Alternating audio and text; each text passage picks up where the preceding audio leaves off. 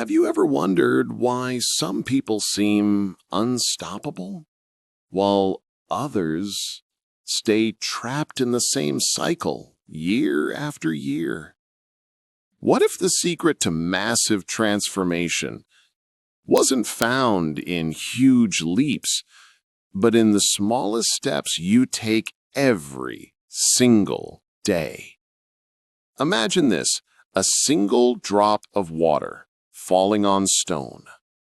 Nothing changes at first, but over time it carves valleys, moves mountains, and reshapes the world. That is the power of a single habit.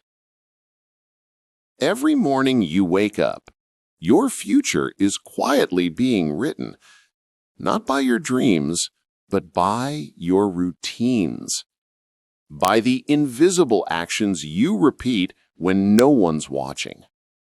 They decide who you'll become, successful or forgotten, strong or broken, free or chained. This is not a book about motivation. It's about transformation. One tiny, relentless choice at a time.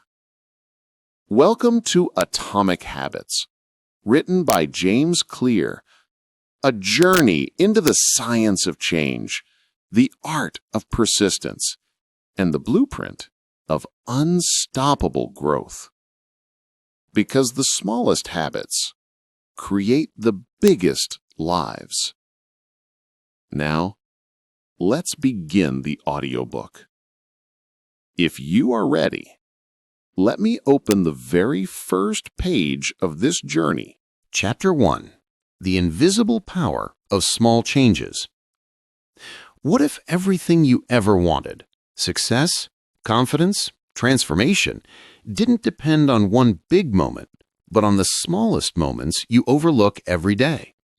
What if the real difference between who you are and who you dream to be is hidden inside habits so tiny they're almost invisible? Think about a plane leaving Los Angeles for New York. If the pilot adjusts the nose by just 3.5 degrees south, a change barely visible to the eye, that plane won't land in New York. It'll end up in Washington, D.C. Tiny change, completely different destination. This is the power of small habits. We often believe change must be massive, dramatic, or painful to matter. But the truth? Small habits, when repeated over time, can completely redefine your life. Imagine brushing your teeth every morning. It takes 2 minutes, it's boring, it's routine. But skip it for a week, and the consequences multiply fast. That's how habits work, both the good and the bad. We live in a world obsessed with overnight success, the viral video, the sudden millionaire, the instant transformation. But beneath every overnight success lies years of small, consistent, almost invisible effort. No one saw the artist sketching for hours in silence. No one noticed the athlete training before sunrise. No one counted the writer's 1,000 discarded drafts. The world only sees the final explosion, never the quiet spark that built it. James Clear calls this the compound effect of habits. Just like money multiplies with compound interest, the effects of your habits multiply as you repeat them. Good habits make time your ally. Bad habits make time your enemy. You don't notice progress at first. You go to the gym for a week and nothing changes. You read every night but don't feel smarter. You try to save money, but your account barely moves. And so most people quit. They stop right before the results were about to appear. Because progress in the beginning is invisible. You're building what Clear calls the valley of latent potential, the silent phase where your actions are stacking up unseen.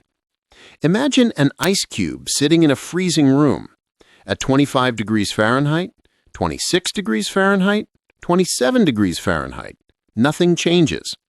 Then at 32 degrees Fahrenheit, suddenly it melts. The change looks instant, but the buildup was happening all along. That's how habits work. You don't transform when you start. You transform when your small actions finally reach the temperature of change. Now look around your life.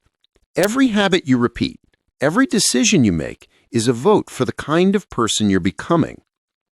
When you work out, you're voting for a healthy identity. When you read, you're voting for a curious mind. When you save money, you're voting for stability.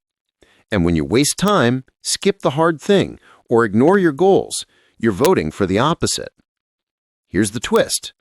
Change doesn't happen because of one vote. It happens when the votes accumulate until a new identity takes over. People often ask, how do I stay motivated? But motivation fades. Willpower breaks. What stays is identity. You don't need to force yourself to brush your teeth, right? Because it's part of who you are. The goal isn't just to read a book, it's to become a reader. Not just to run, but to become a runner. Not just to meditate, but to become calm. You see, true transformation begins not with what you want to achieve, but with who you want to become. Identity first, habits second. And here's the beauty of it. Every small habit is a mirror. It reflects your beliefs about yourself. If you keep saying, I'm bad with money, your habits will follow. If you believe, I'm lazy, your actions will confirm it. But the moment you start saying, I'm learning to be disciplined, your brain begins to rewire itself around that truth. James Clear doesn't just teach you how to build habits. He teaches you how to become the kind of person who naturally has them. It's not about perfection. It's about direction. Each day you repeat a habit, you reinforce an identity. Each day you skip it, you weaken it. So ask yourself, who do you want to be? What kind of story are your habits telling about you? Because whether you realize it or not, you're already building something. Every small decision is a brick. Every repeated action is a wall. And one day, you'll wake up living inside the structure you built with your habits. The future isn't something that happens to you. It's something you build, one small choice at a time. But before you can build, you must see. Before you can change your habits, you must understand what shapes them. Because every action, every routine, every impulse is being controlled by invisible forces inside your mind. Chapter 2. The Hidden Forces Behind Your Habits. Why do we keep doing things we swore we'd never do again? And why is it so hard to do the things we know are good for us? You wake up one morning full of motivation. Today, you tell yourself, will be different. You'll eat healthy, finish your work, stay focused. And then, a single notification blinks on your phone. 2 minutes later, you're scrolling endlessly, lost in a digital maze. Why does this happen? Why do our actions so often contradict our intentions? The answer lies not in what we decide, but in what we believe. Habits don't start in your hands or your schedule. They start in your mind. Our brains are wired to repeat what feels rewarding, comfortable, or familiar, even when it's harmful. Every habit, good or bad, is a solution to a problem, a way to satisfy a need. That need might be stress relief, comfort, control, or pleasure. The behavior itself might not make sense, but the feeling behind it always does. Take smoking. People don't smoke because they love the taste of ash. They smoke because it gives them relief, a moment of calm in a chaotic day. That's how the brain learns. When I feel stressed, this helps. And once the brain connects that cue with that reward, the pattern locks in place. You see, your mind is not against you. It's just efficient. It doesn't judge actions as good or bad. It only asks, did this reduce pain? Did this bring pleasure? That's it.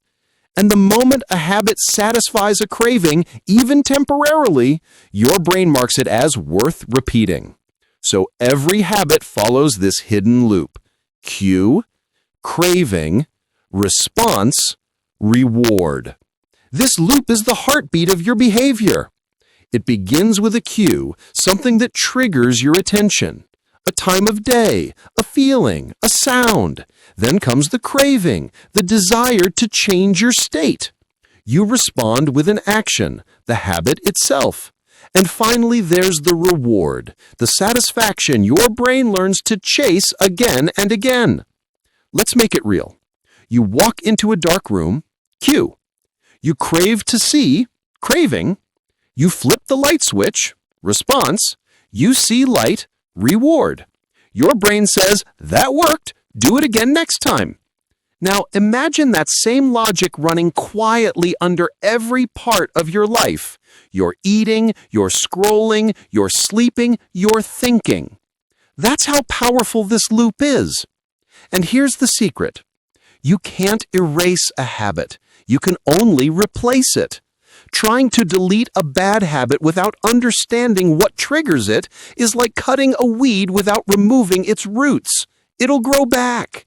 The real strategy is awareness. You must learn to spot your cues, name your cravings, and reshape your responses. For example, say you want to stop checking your phone so often. The cue might be boredom. The craving is stimulation. You want to feel entertained. The response is unlocking your screen. The reward is distraction, a brief escape from stillness. So what if instead of grabbing your phone, you grab a book or take a short walk? You've kept the cue and craving, but changed the response. That's the art of habit transformation, redirecting energy instead of resisting it. James Clear teaches that success in life is not about willpower, it's about design. Willpower fades, design endures. If your environment constantly triggers bad habits, even the strongest discipline will crumble. Imagine a man trying to quit drinking, yet every night he walks past the same bar. He's not weak. He's surrounded by reminders. Our surroundings silently shape our behavior. The people you meet, the sounds you hear, the smells, the light, all of it whispers commands to your subconscious. That's why some people seem naturally disciplined. They've simply built a world that makes good habits easy and bad ones hard. They've removed temptation from reach, filled their space with cues that align with their goals, and designed a system where progress happens almost automatically. Think of your own space, your room, your desk, your phone's home screen. Every object there is a silent invitation. Some invite progress, others invite distraction.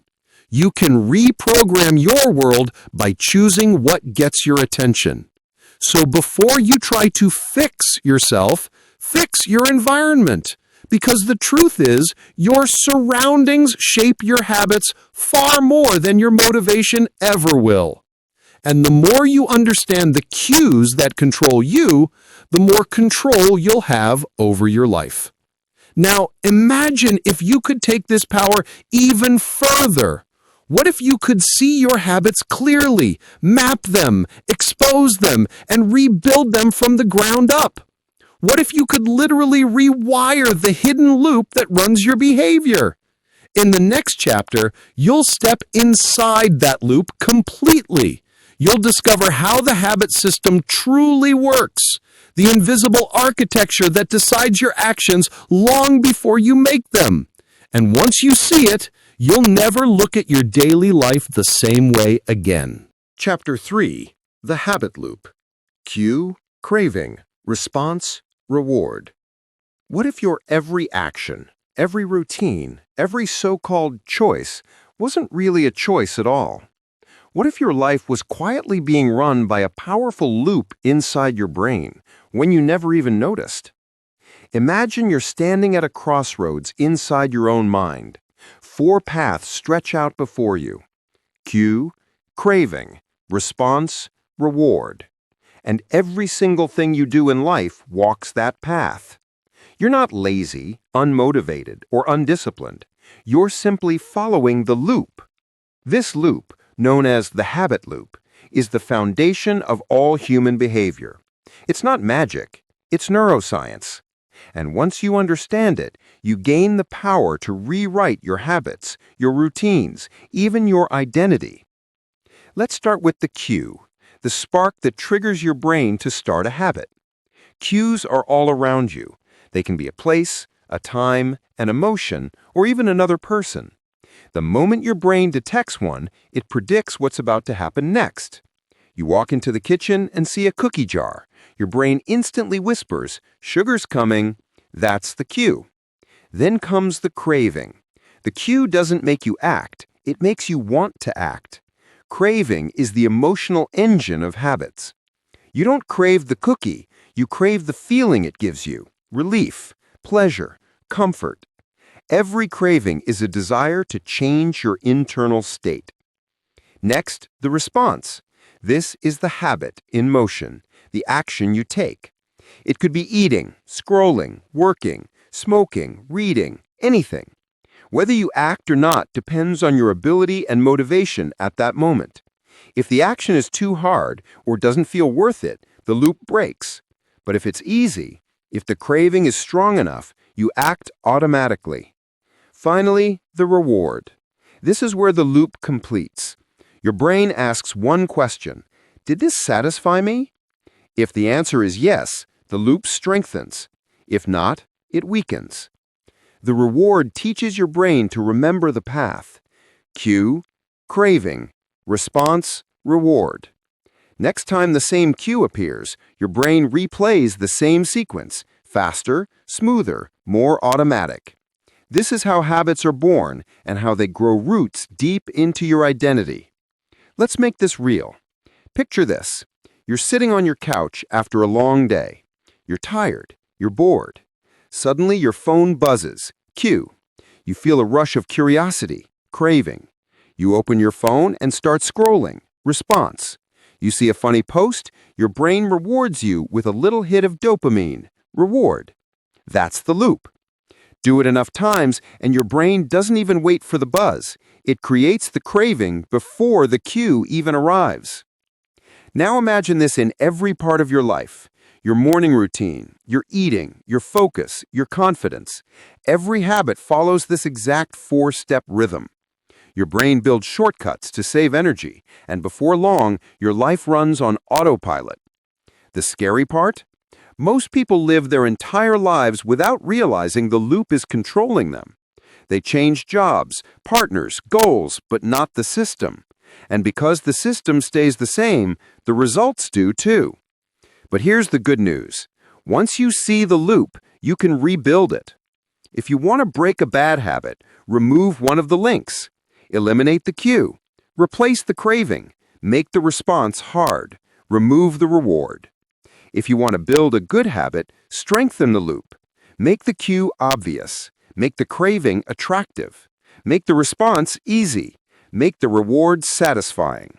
That's the entire philosophy of Atomic Habits. 4 laws that mirror the habit loop, one for each step.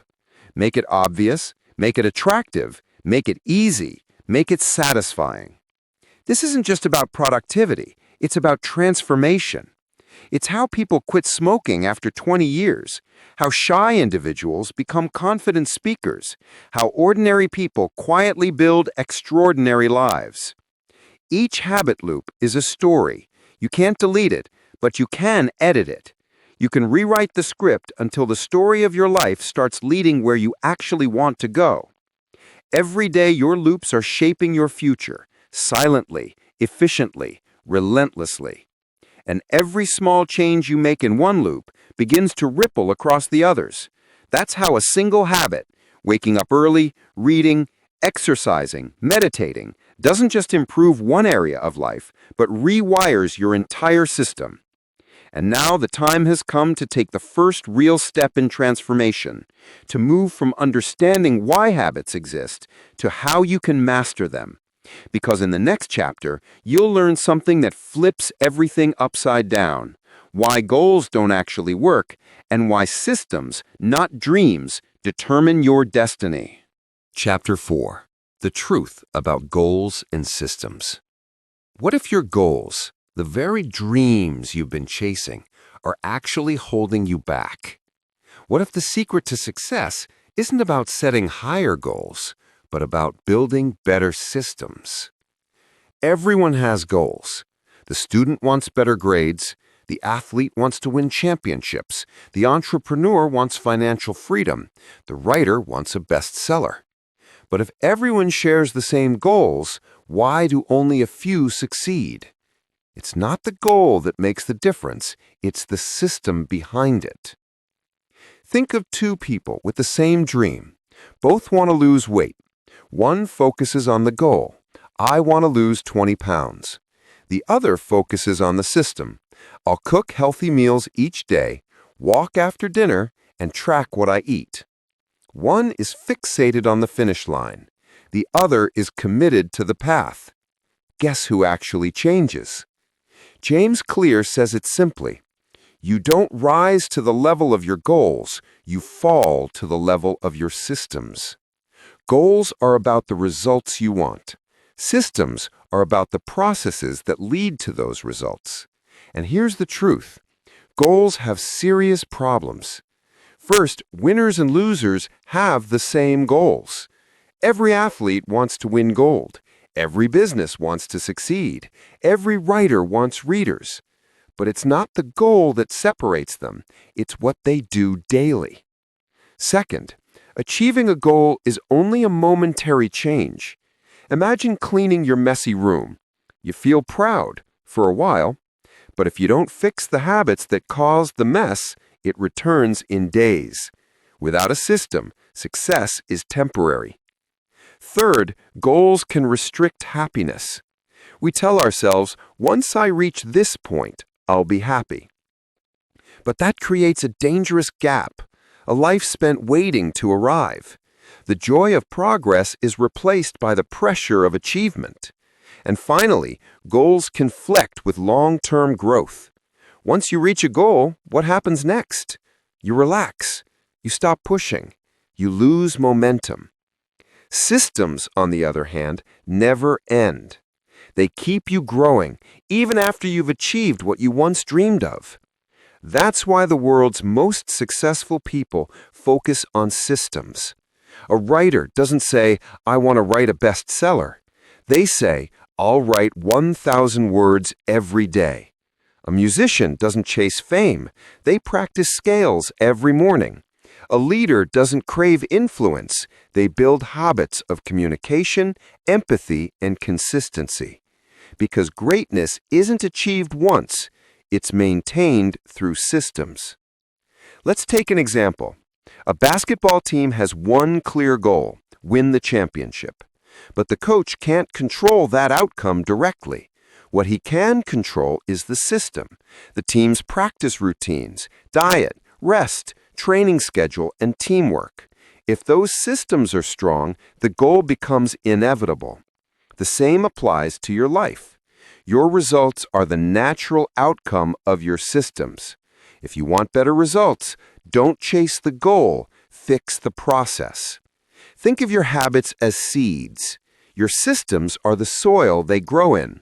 You can't plant seeds of greatness in the soil of chaos and expect them to thrive. Systems provide the structure where consistency can take root. And here's where it gets deeper. Goals define direction. Systems create progress. You still need a sense of where you're going, but your daily habits determine how far you'll get. Focusing only on goals is like staring at the scoreboard instead of playing the game. Real players focus on the next move, the next drill, the next repetition, because they know if you handle the process, the results handle themselves. So ask yourself, what systems are guiding your life? What routines run quietly beneath your ambitions? What tiny actions, repeated daily, are shaping your future? Because if your system is broken, your goal doesn't matter. And if your system is solid, your success becomes automatic. James Clear's message here is clear and powerful. Forget about intensity, Focus on consistency. Forget about motivation. Focus on environment. Forget about willpower. Focus on design. In the long run, it's not your dreams that determine your destiny. It's your systems, your routines, your rituals, your rhythm of life.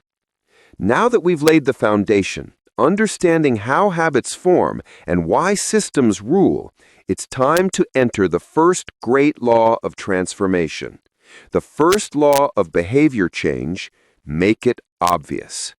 Because before you can change what you do, you must first learn to see what you do. Chapter 5. The Architecture of Awareness. How can you change a habit you can't even see? What if the biggest obstacle to transformation isn't lack of willpower, but blindness to what truly drives you? We can't fix what we don't notice. And that's where most people fail. They set goals, build plans, chase motivation, but never stop to ask, what are my real habits right now? Every day, you move through patterns so automatic, you barely recognize them. You brush your teeth, scroll your phone, sip your coffee, check your notifications, complain about the same things, think the same thoughts. You call it routine, but in truth, it's a script, one written long ago by repetition and emotion. The first step to rewriting that script is awareness. James Clear calls this the first law of behavior change. Make it obvious. Because you can't change what you're blind to, and you can't master a habit that hides in the shadows of your day. So how do you bring it to light? The answer begins with one simple, powerful exercise: the habits scorecard. Take a piece of paper. List every habit you do from the moment you wake up to the moment you sleep. Wake up, turn off alarm, check phone, brush teeth, shower, get dressed. Everything. Then beside each habit, mark it as good habit, moves you toward your goals; bad habit, pulls you away from them; neutral habit, neither helps nor harms much. You'll be surprised. Things you never thought twice about suddenly reveal their influence. That 5-minute scroll after waking up, it turns into 30. That one sweet after dinner, it becomes 3. That quick break on YouTube, it eats an hour of your focus. Awareness turns invisible habits into visible ones. And the moment you see clearly, you gain choice. Because every habit serves a purpose, even the bad ones. They exist for a reason. They give you comfort, control, distraction, relief. They are not your enemies. They are your teachers. They show you what you crave most. Here's the real power. Once you see the cue behind a habit, you can interrupt it. Most bad habits begin with a trigger, a time, place, or emotional state. Stress triggers eating. Boredom triggers scrolling. Loneliness triggers texting. Each cue silently whispers, do the thing that comforts you. But if you notice the cue as it happens, you break the spell. You take control. Awareness gives you distance. You're no longer inside the habit, you're watching it. You become the observer, not the prisoner.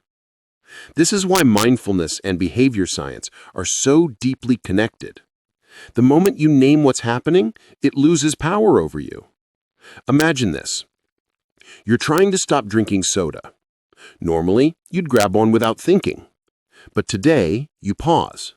You say to yourself, I'm reaching for a soda because I feel tired. Suddenly, you're aware. You might still drink it, but now it's a conscious choice, not a reflex. And every time you bring awareness to a habit, you weaken its automatic control. James Clear teaches that the key to mastery begins with naming your reality. Say it out loud. I'm eating because I'm anxious. I'm avoiding this task because I'm afraid to fail. I'm checking my phone because I'm bored. When you name your behavior, you expose the emotion behind it, and that gives you the power to rewrite the loop. Now let's go deeper. The environment you live in, your home, your desk, your phone screen, is filled with cues. And most of them work against you. If the first thing you see in the morning is your phone, you'll scroll. If the snack jar is on the counter, you'll eat. If your workspace is messy, your mind will mirror it. Your environment silently designs your behavior, and awareness means seeing how that design shapes your life. So how do you redesign it? You make the good habits obvious and the bad ones invisible. Want to read more? Put your book on your pillow. Want to drink more water? Keep a bottle beside you. Want to eat healthier? Put fruit at eye level. Small environmental shifts create massive behavioral change, because when the cue is visible, the action becomes natural. And when the cue disappears, so does the habit. You don't need to force discipline when your surroundings make good choices the easy ones. You only need awareness, the kind that notices what's in front of you, what's pulling you, what's shaping you. That's the true architecture of awareness. You build your environment, and then your environment builds you. Now imagine walking into a room that subtly guides you toward the person you want to become. Every object, every light, every scent, all designed to whisper the right direction. That's where this journey leads. But to create that world, you must first learn to design it with intention. Chapter 6. The Power of Environment. Designing Habits That Stick. What if your willpower doesn't matter as much as where you stand? Could the space around you secretly decide who you become? Look around your room for a moment. What do you see? A cluttered desk, glowing screens, unfinished books, maybe a snack wrapper or two. Every object, every little thing is whispering something to you. A cue, a temptation, a reminder. And this is where most people fail to understand habits. They think their weakness lies inside them, but often it's around them. Your environment, the space you live in, work in, and move through, silently designs your behavior. It decides what's easy, what's tempting, what's automatic. James Clear calls this the second layer of control. If awareness is the first step, environment is the battlefield. Because while willpower fades, environment endures. When you walk into your kitchen and see a bowl of fruit on the table, you're likely to eat fruit.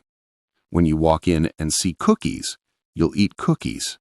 The mind follows the eye. The most powerful habits often begin not with desire, but with visibility. Think about it. Why do supermarkets place candy near the checkout counter? Why does your favorite app place notifications right on the front screen?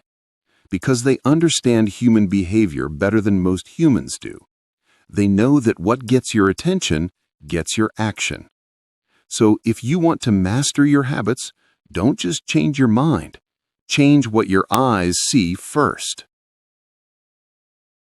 Let's take a simple example. Say you want to exercise more.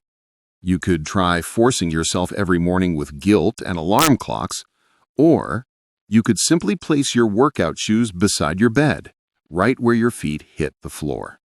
When the environment changes, your behavior naturally follows. This is the secret behind the context design method. James Clear explains it beautifully. You don't rise to the level of your goals, you fall to the level of your systems. And your systems live in your environment. Let's go deeper. Every habit is tied to a place. You eat in one chair. You study at one desk. You scroll your phone in one spot on the couch. These physical locations act like anchors for your behavior. So when you want to change a habit, change its location. If you always snack while watching TV, move your snacks out of the living room. If you always scroll your phone in bed, charge your phone in another room. If you want to start journaling, put your notebook where your eyes land in the morning. This is called contextual separation. Each place should serve one purpose, not 10. Your bed is for sleeping, not for working. Your desk is for focus, not for watching videos. Your kitchen is for food, not for phone time. When each space holds a clear identity, your mind obeys it automatically. No more confusion, no more mental resistance. Your environment becomes your invisible assistant, guiding you quietly but firmly toward the person you want to be. But what happens when your environment can't be changed? Maybe you live in a small room, share a house, or work in a crowded office. Then you use what James calls visual cues and microzones. Even a small change in your visual world can have a big behavioral effect. Use a candle to mark focus time. Use a different playlist for creative work. Use a small corner for meditation, even if it's just a chair near the window. You don't need a new space, you just need a new signal, because your brain doesn't care about the size of the environment. It cares about the meaning attached to it. Now, here's a truth most people overlook.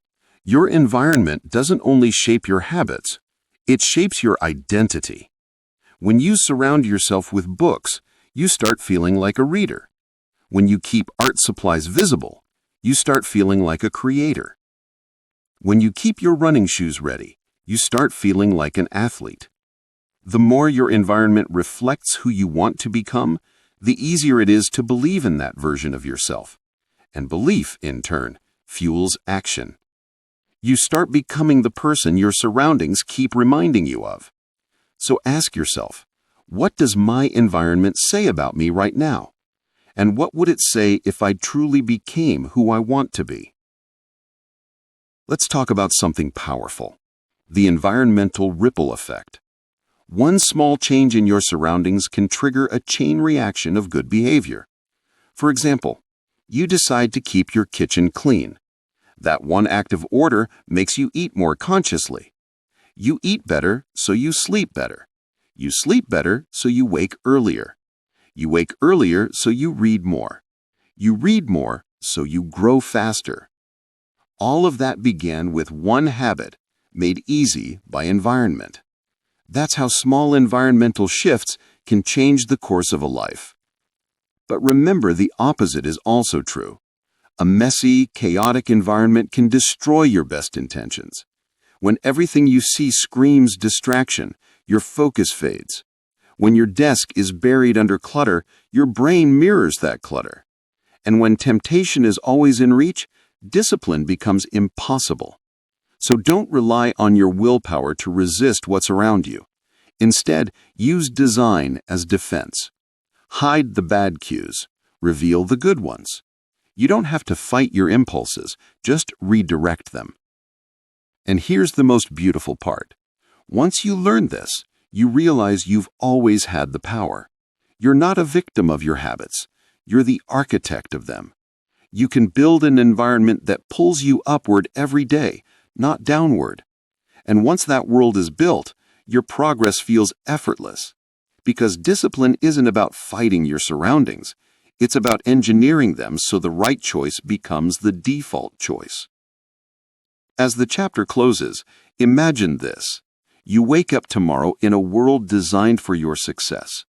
The light feels calm, your tools are ready, your cues are clean, your space whispers only one message: grow.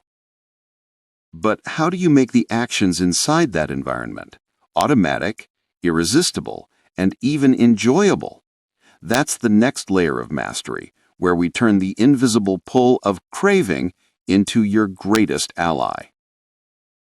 Chapter 7. The Art of Implementation Intentions, Turning Desire into Action. Why do our plans fade the moment life gets noisy? And why do some people seem to act on their goals without hesitation, as if their minds were programmed for action? We've all made promises to ourselves. I'll start tomorrow. I'll exercise more. I'll stop procrastinating. But when the moment arrives, our brain negotiates. It whispers excuses, it delays. And soon, the plan turns into guilt, and the guilt into regret. Why? Because intention alone isn't enough. Desire is fuel, yes, but without structure, it burns out fast. That's where James Clear introduces one of the most powerful tools in behavioral science: implementation intentions. It sounds technical, but its essence is simple. Instead of vaguely saying, "I'll try to do it," you say, "I will do specific action at specific time in specific place." This simple shift turns a wish into a scheduled command. For example, I will meditate for 10 minutes at 7 a.m. in my living room. I will write one page of my book at 9 p.m. in my study. I will walk for 15 minutes after lunch behind my office building. This isn't just a motivational trick, it's neuroscience. When your brain knows exactly when and where an action will happen, it's more likely to execute it, because uncertainty disappears. The decision is already made. That's what kills most good habits, not lack of desire, but lack of clarity. When you remove that fog, your mind stops resisting. The cue becomes clear. The behavior becomes automatic. Think of your mind as a GPS. If you only tell it, "Take me somewhere nice," it won't move. But the moment you enter a precise location, it starts the route immediately. Implementation intentions give your mind that route. They anchor your goals in time and space. You don't just hope you'll do something, you schedule it into existence. This is the beauty of it. Once you define the when and where, momentum begins to carry you. Because every habit, once triggered, follows a natural path. And when that cue is built into your day, like the clock striking 7 or your coffee cup on the table, you no longer need motivation. You just follow the pattern. That's how small, simple declarations can rewire your destiny. James Clear tells the story of a British study where researchers tried to get people to exercise more. They divided them into 3 groups. Group 1 simply tracked when they exercised. Group 2 added motivation, reading about the benefits of fitness. Group 3 wrote down an implementation intention. I will exercise for at least 20 minutes on day, at time, in place. 2 weeks later, results stunned the researchers. In groups 1 and 2, motivation or not, only about 35% followed through. But in group 3, 91% kept their promise. Same desire, same goal, only one difference: a concrete plan. This is the power of specificity. Clarity cuts through chaos. Let's test it in real life. Imagine you want to start reading more. Don't say, "I'll read before bed." Say, "At 10 p.m., after brushing my teeth, I will read one chapter while sitting on the right corner of my bed." Now your habit has a trigger, a location, and a sequence. You've built a bridge between intention and execution. Your mind can't argue with it because it's not abstract anymore. It's real, visible, ready. Now combine this with another concept: habit stacking. You take an existing habit, something you already do daily, and attach a new one to it. I will journal after my morning coffee. I will do 10 push-ups after I brush my teeth. I will write my to-do list right after I close my laptop at work. The first action becomes the cue for the second. Your brain doesn't have to search for when to begin. The cue is built into your routine. This creates flow, a chain reaction of good habits that feel natural, not forced. Think of it like this. Habits are like dominoes. If the first one falls, the rest follow. All you need is a system that sets the first piece in motion every day. That's what implementation intentions and habit stacking do. They automate your beginnings. They make starting effortless. And once you start, momentum carries you the rest of the way. But there's something deeper here. Every time you follow through on a plan you wrote down, your identity strengthens. You start believing, I am the kind of person who does what I say. That belief is gold. It's the foundation of self-trust. And self-trust is the real reward behind every small victory. Because when you can trust yourself to act, you no longer need to wait for motivation. You become unstoppable. Now, pause for a moment and imagine this. You've built a system of clarity. Your days flow effortlessly. Every action feels pre-decided, guided, smooth. Your mind is quiet. No more internal arguments, no more guilt. That's what happens when intention meets structure. But there's still one enemy waiting quietly in the shadows. The pull of your old habits. Those invisible chains that drag you back every time you try to move forward. What if you could finally break them, not with force, but with design? What if your bad habits could disappear without a fight? That's exactly what the next chapter reveals. Chapter 8. Breaking the Invisible Chains. How to End Bad Habits Without a Fight. What if your worst habits aren't a reflection of weakness, but design? And what if you could break them without pain, guilt, or force? Bad habits cling like shadows. You tell yourself, never again, yet a day later you're doing it again, scrolling, snacking, wasting time. It's not that you don't care, it's that your brain has been trained to obey cues you no longer even see. That's why James Clear begins this chapter with a liberating truth. You don't eliminate bad habits, you outgrow them. And the key to outgrowing them lies in one word: invisibility. You make a habit weak by cutting off its oxygen, the cues, the triggers, the signals that remind your brain it exists. When a cue disappears, the habit starves. Think about this simple example.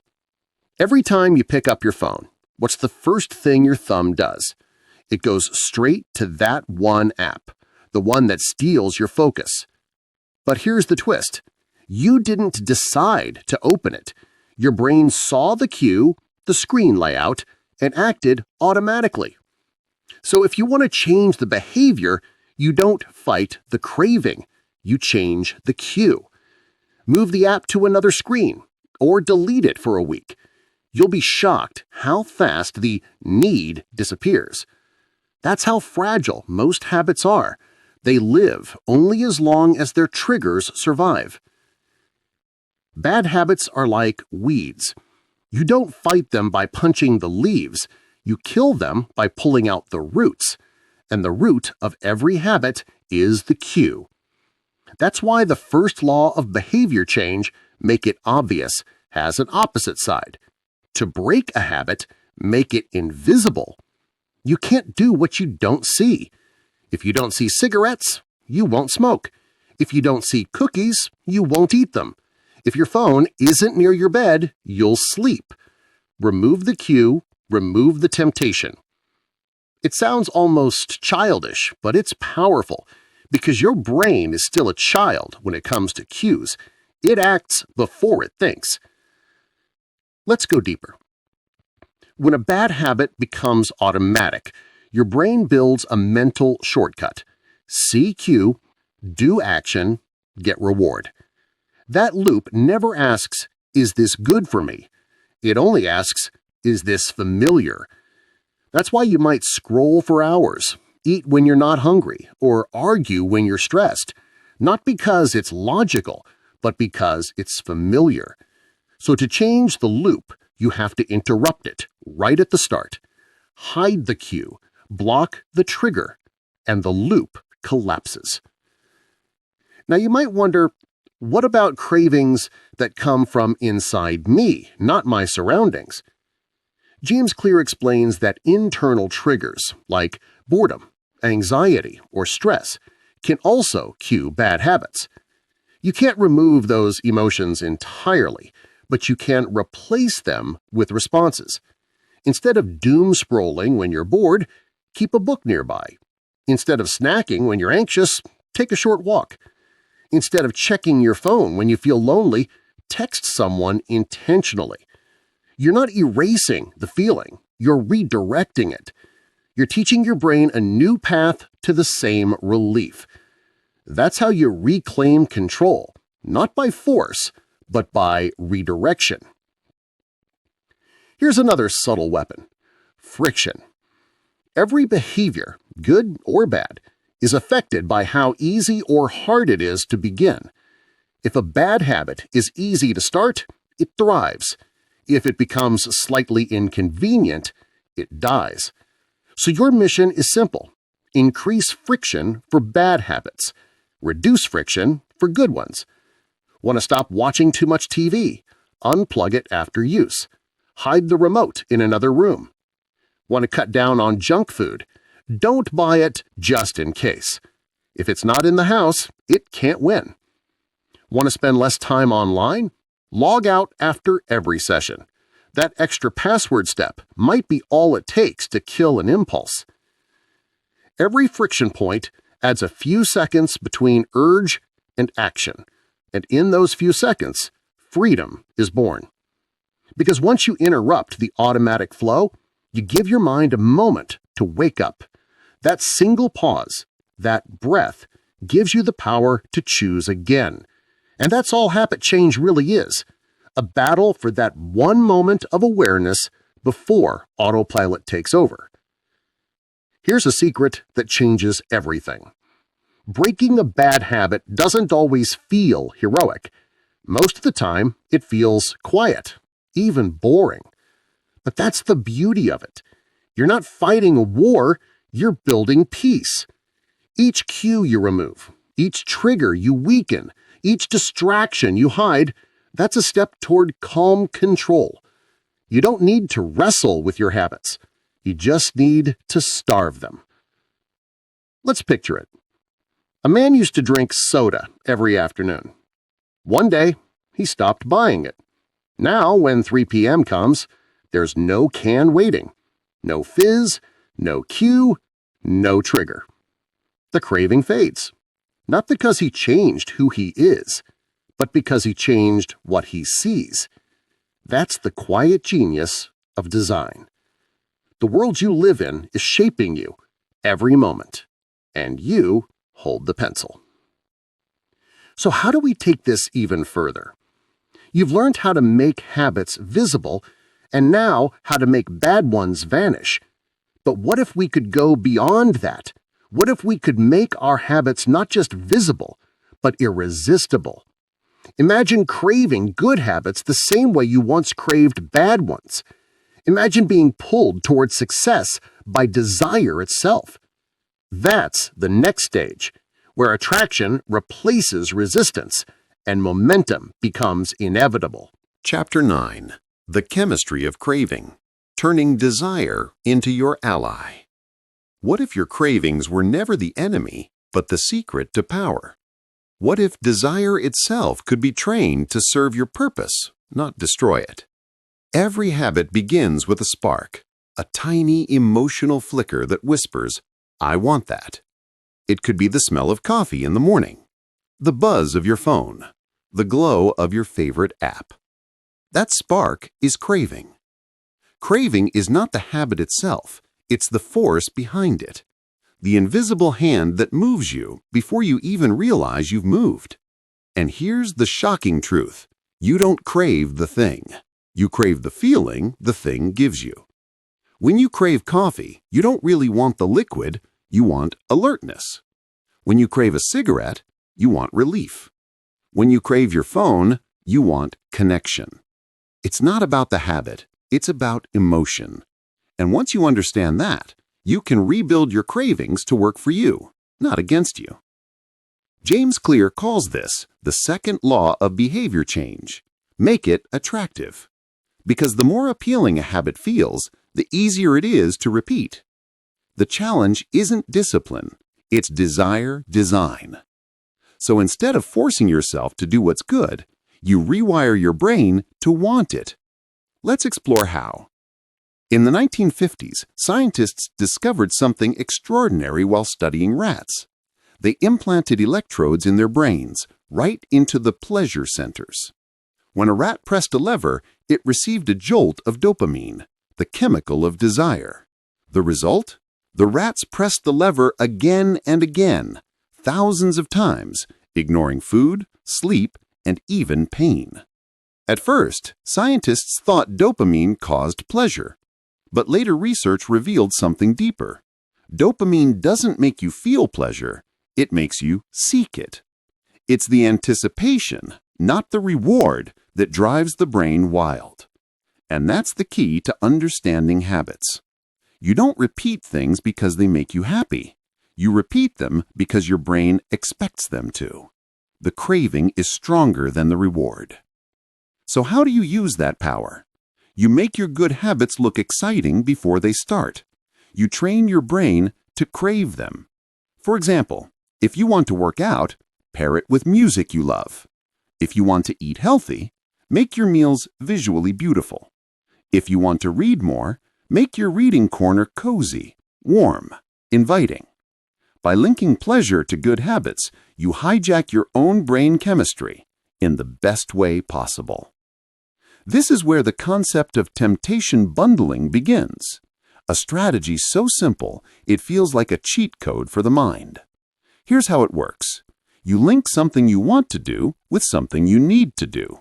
For example, only listen to your favorite podcast when you go for a run. Only watch your favorite show while folding laundry. Only drink your favorite smoothie after finishing your morning journaling. Now your brain says, if I want the pleasure, I must do the work first. And just like that, you've turned craving into an engine for consistency. But desire alone is a double-edged sword. If you don't direct it, it will control you. That's why you must constantly redefine what's attractive. Ask yourself, what if success itself became my pleasure? What if progress gave me more dopamine than distraction ever could? The human brain loves novelty, but novelty can be created in the smallest ways. Instead of chasing new goals every week, chase new ways of improving. Instead of saying, I'm bored, say, I'm curious. Curiosity turns stagnation into energy. That's how masters stay engaged in their craft, not by always changing what they do, but by deepening how they do it. Let's pause on something deeper, your identity. When you attach your habits to who you want to be, they start to glow with new meaning. A person who says, I'm trying to run, feels effort. A person who says, I'm a runner, feels alignment. One forces themselves. The other expresses themselves. That's the true chemistry of craving, when your desires and your identity become one. When doing the right thing feels natural because it belongs to you. But there's a darker side to desire. Every good craving can be hijacked by the wrong environment. Advertisers, apps, social media, they all compete to manipulate your dopamine system. They use bright colors, instant feedback, unpredictable rewards. The same tricks casinos use. They're not selling products, they're selling cravings. And that's why awareness is power. Once you see how attraction works, you can take back control. You can create your own cues of joy, your own loops of satisfaction. You stop being a consumer of craving and start being its creator. Let's bring this closer to home. Imagine you wake up tomorrow and you've redesigned your habits. The smell of your morning tea reminds you to breathe deeply. The soft light of your desk makes you eager to write. Your favorite playlist means it's time to focus. Everything you love now leads you to everything you need. That's not luck. That's deliberate design. And once desire works with you, progress becomes inevitable. But there's still one more secret layer to all of this. Even if you make habits obvious and attractive, you'll still fail if they feel hard. That's where the third law comes in. Make it easy. Because success doesn't come from effort, it comes from reducing friction. You don't need to be stronger. You just need to make doing the right thing feel effortless. And in the next chapter, we'll uncover how simplicity, not struggle, builds the strongest habits of all. Chapter 10. Temptation Bundling. Making Progress Irresistible. What if doing the hard thing felt as good as pleasure itself? What if discipline could taste like reward every single day? Imagine this. You're sitting on your couch after work, exhausted. You know you should go for a run, or finish that chapter, or clean that room. But instead, your brain whispers, just one episode. And within seconds, you've traded progress for comfort. That's not because you're lazy. It's because your mind is wired to chase immediate reward. But what if you could trick that wiring? Use it, bend it, master it. That's the essence of temptation bundling, one of the most elegant ideas in all of behavior science. James Clear explains it simply. You link an action you want to do with an action you need to do. And in that one link, desire meets discipline. Let's make this real. You love watching Netflix, but you need to exercise. So you make a rule. You can only watch Netflix while on the treadmill. You love your morning coffee, but you need to study. So you say, you only drink coffee while reviewing notes. You love listening to music, but you need to do chores. So you say, you can only play your favorite playlist while cleaning. In each example, pleasure and progress fuse into one moment. The reward comes with the effort, not after it. Suddenly, doing the hard thing doesn't feel hard anymore, because you've attached it to something that already gives you joy. Here's why this works. Your brain has two motivational systems. The system of wanting, driven by craving and desire. The system of should, driven by logic and long-term thinking. Most people rely on the second one, willpower, discipline, reason. But the first one, wanting, is much stronger. So instead of fighting your desires, you connect them to your values. You make what's good for you emotionally rewarding. And once your emotional brain joins the team, you stop battling yourself. You flow. Let's think of a simple analogy. Imagine trying to move a heavy boulder uphill. That's discipline without reward. Now imagine that same boulder rolling downhill. That's discipline aligned with desire. Temptation bundling is gravity for your habits. It makes forward motion feel natural. James Clear often says, environment is the invisible hand that shapes behavior. But temptation bundling adds something even more powerful, emotion. It turns your environment into an ally that not only guides you, but excites you. Because when progress feels good, consistency becomes easy. Let's walk through a few real-world examples that show how simple yet life-changing this technique can be. The fitness fan. A woman only allows herself to listen to her favorite audiobooks while at the gym. Over time, she begins to look forward to workouts because that's her story time. The student. A college kid only sips his favorite bubble tea when studying. Eventually, the smell and taste of tea become mental triggers for focus. The freelancer. A writer only plays her favorite soundtrack when she's writing. Soon, the music itself starts pulling her toward creativity. Do you see the pattern? Pleasure isn't the enemy. It's the hook. The goal isn't to resist temptation. It's to redirect it. You use what already excites you as a vehicle for what elevates you. This is a deeper lesson of atomic habits. Don't fight your nature. Train it. If your brain seeks comfort, give it comfort in the right places. If it craves stimulation, give it stimulation through learning, building, growing. The best habits don't feel like sacrifices. They feel like rewards. Here's the twist. Once you bundle pleasure and progress long enough, the pleasure itself begins to shift. At first, you worked out for Netflix. Then one day you realize you're working out because you love the feeling afterwards. The brain rewires, the craving transfers. That's called reinforcement migration. The brain starts associating the reward with the habit itself instead of the bundle. And that's when the magic happens, when your new habits become their own source of joy. But what about the habits we don't have time to bundle? The ones we have to do even when they're boring. For that, James introduces another strategy, reframing. It's the art of changing your emotional relationship to a task.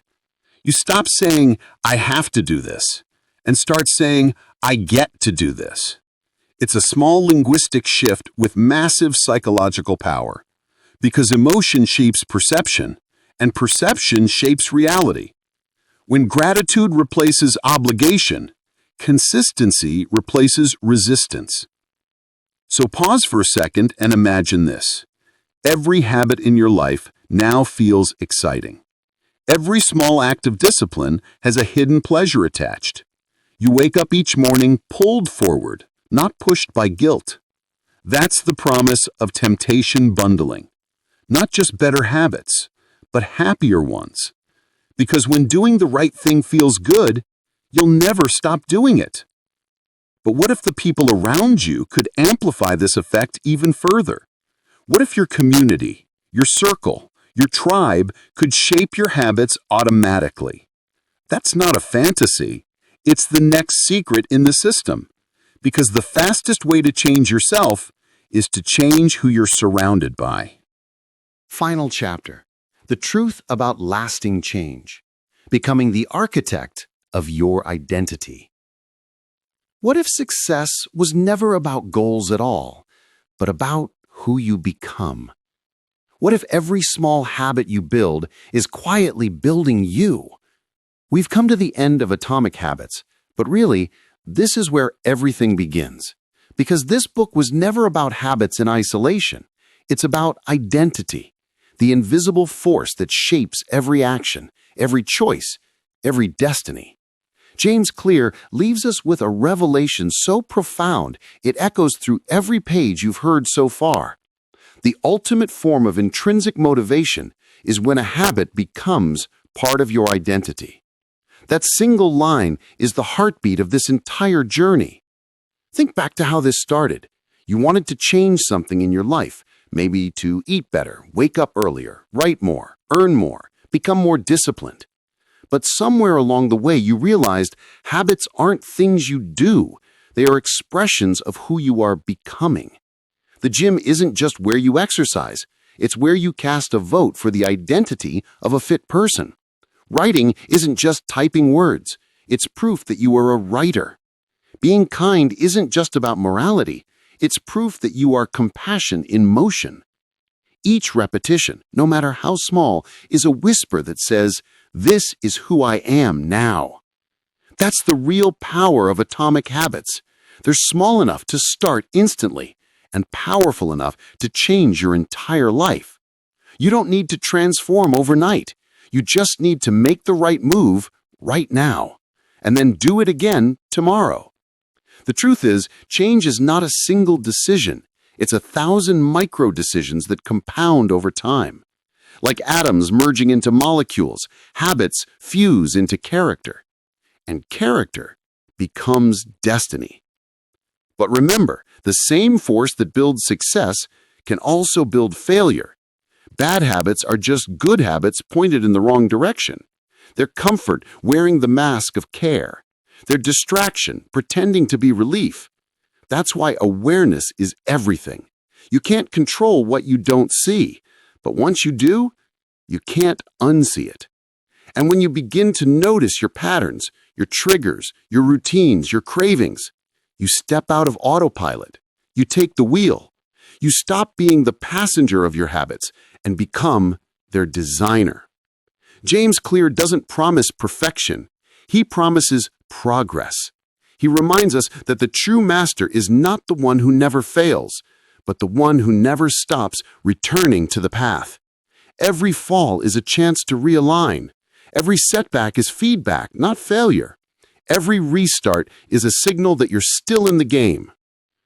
Let's look deeper for a moment. Imagine your life 5 years from now, built entirely on the habits you practice today.